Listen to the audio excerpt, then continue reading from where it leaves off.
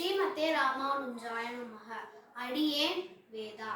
இன்னைக்கு நான் சுவாமி ராமானுஜாயரை பற்றி ஒரு சுவாரஸ்யமான கதை சொல்ல போறேன்.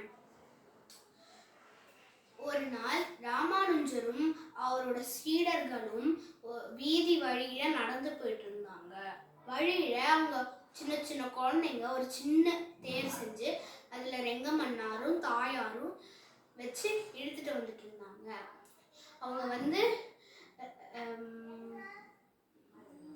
யார் வரார் வீதியிலே ரெங்கன் வரா வீதியிலேன்னு சொல்லி பாடிக்கிட்டே வராங்க. அதுக்கப்புறம் ராமானுஜரையும் சீடர்களையும் இந்த குழந்தைங்க பார்த்தோன்னே சேவிங்கன்னு சொல்றாங்க.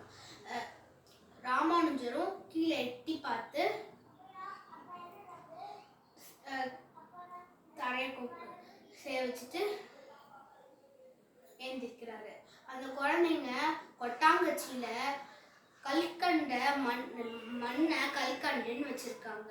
அதுல சீடர்களுக்கும் ராமானுஜருக்கும் கொஞ்சம் கொஞ்சம் கொடுக்குறாங்க. அந்த ராமானுஜர் டக்குன்னு வாங்கினோமே டக்குன்னு வாயை போட்டுக்கிட்டாரு. அது குழந்தைங்க சிரிச்சுக்கிட்டே அது போயிடுச்சுங்க.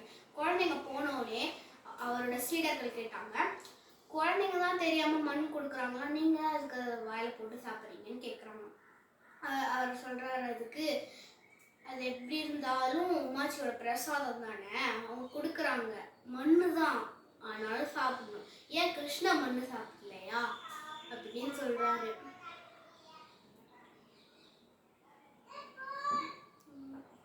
சுவாமி ராமானுஜருக்கு ஆண்டாள் மேல மட்டும் பிரியம் இல்லை, நம்ம மாதிரி சின்ன சின்ன குழந்தைங்களுக்கும் ரொம்ப பிரியம் இருக்கு அவருக்கு.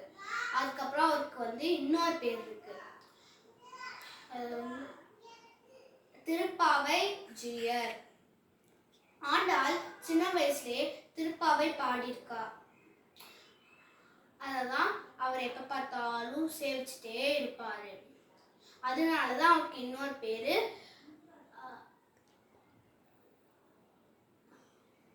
திருப்பாவை ஜீயர்.